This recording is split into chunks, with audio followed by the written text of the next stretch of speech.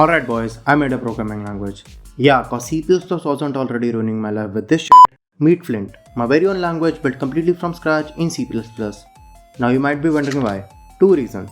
One, I clearly have too much free time. Two, I wanted to figure out how programming languages actually work under the hood. Or maybe just flex on my resume, you know. So, what projects are you built? Yeah, I kinda made my own programming language in C++.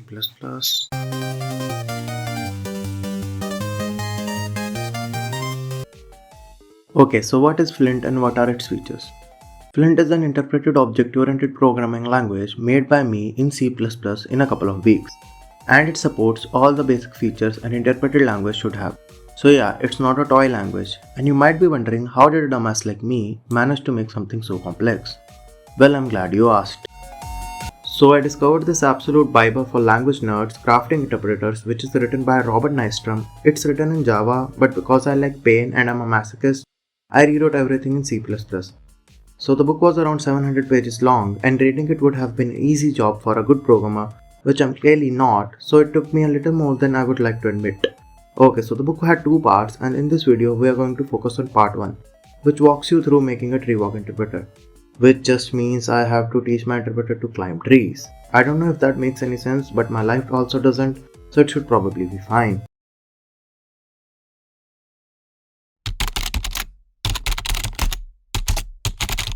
So since my ChatGPT is asking for money again, we have to go back in time. So when I read something like 5 plus 3 into 2 enters the scanner, which is like a tiny hyperactive chef, but instead of chopping vegetables, he is chopping code into bite-sized tokens. And then something called a parser tools in, which converts these tokens into an abstract syntax tree. An abstract syntax tree is just a tree but for your code. And finally the interpreter shows up, which gives me Dora the Explorer vibes for some reason. And he's like, oh, 3 times 2, that's 6, backpack check, now at 5, boom, 11. And just like that, Flint takes its first wobbly steps. First up on a list is the scanner, also called Alexa. Its job is to do lexical analysis, which just means it does chop chop on your code. When you write something like this, scanner goes like this. It creates a shopping list of code ingredients and removes anything that does not make any sense. Since this is the easy part, this is all the code required for it, which is just a couple hundred lines. All I did was wrote a cursed switch statement, a map for all the reserved keywords, and a lot of... Alright, with scanner out of the way, now it's time for the parser. If scanner chops words, the parser is Flint's grammar police.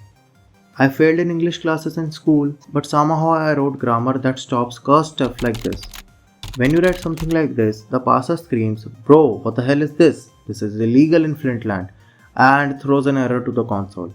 It also builds the syntax tree and enforces operator precedence. Yup, belt mass all over again.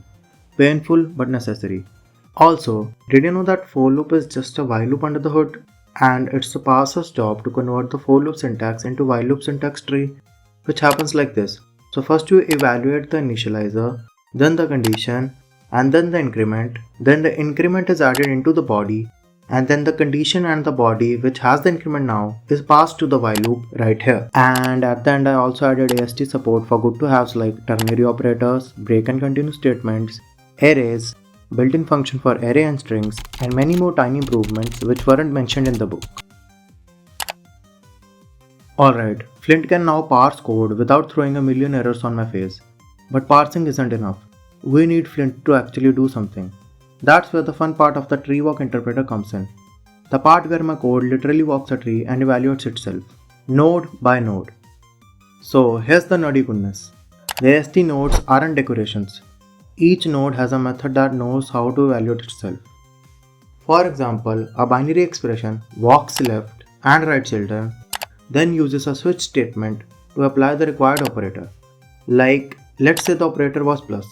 So first it checks if both operands are numbers. Then it performs normal addition.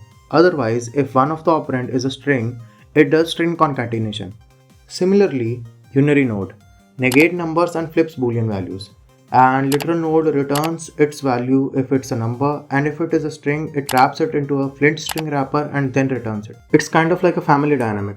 Binary node does all the heavy lifting, unary node flips things around just because it can, and literal node just sits back and gives you the answer straight up. Execution is like a recursion city, deeply nested expressions, stack frames which scream in agony.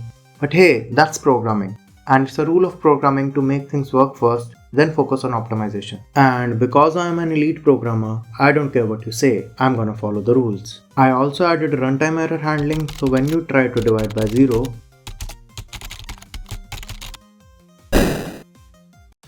yeah, runtime errors. Flint doesn't forgive. It roasts you in red text and slowly reduces your will to live. And trust me, there are plenty of ways to embarrass yourself. Here are some of my favorites. When you try to access something undefined, Flint looks into your future and goes, variable x is undefined, just like your career plans. When you reach out of bounds in an array, Flint drags up your past and says, array index out of bounds, much like every dream you ever had. And when you do something totally cursed like dividing a string by a number, Flint comments on your present. Basically, Flint doesn't just crash your program, it roasts your entire timeline. Yeah, deal with it, bitch. But wait, there's a problem. When you start nesting functions, scopes, and classes, the interpreter has no idea where variables live. Without help, every lookup is like Dora going, where's x? Is this here? Is in this scope? Is this in your mom's house? Indeed. That's why we need a resolver. Think of resolver as a GPS for your variables. Before execution, it does a dry run through the AST and figures out how many scopes up to climb. Basically, it saves the interpreter from playing hide and seek with variables every time you run code. Without it, every lookup is like Flint going full Scooby-Doo mode, and we don't want that. With it, instant answers like Google's autocomplete, but for your code. Now here's the funny thing, the resolver doesn't actually run your program. It just walks through it quietly taking notes. Imagine a guy sneaking into your house, labeling every drawer, then leaving. Next time you need a spoon, boom, you know exactly which drawer to open. That didn't make any sense, let me try again. Or think of it like GPS directions. In 500 scopes, turn left at a closure, recalculating, oh, you missed super, please go back to ancestors. Sure, it's not flashy, it won't print rainbows, it won't magically make Flint run at C speed. But without it, every function call is like you trying to find your socks in the morning. And trust me, Flint without a resolver would take 3 business days just to add 2 variables. So yeah, resolver is the unsung hero here. The side character you didn't notice until it saved the protagonist. Like Samwise carrying Frodo up Mountain Doom. Except here, it's just carrying your variables to the right scope. So yeah, right now Flint is a working tree-walk interpreter. It's slow, but it's alive. But we are not done yet. The next step is a bytecode virtual machine, which will make Flint actually fast. We are talking faster than Python at Fibonacci fast. That's all coming in part 2. So if you want to see a language go from a walking baby to a full-on sprinter, make sure you're subscribed. By the way, everything you saw today was around 5000 lines of C++, with a ton of features I added that weren't even in the book. If you want to dive in and break things for yourself, the link to the GitHub repo is waiting for you in the description. All that for a project that could have just been me learning Rust like a normal person. But nope, I built Flint, and it's pretty bog.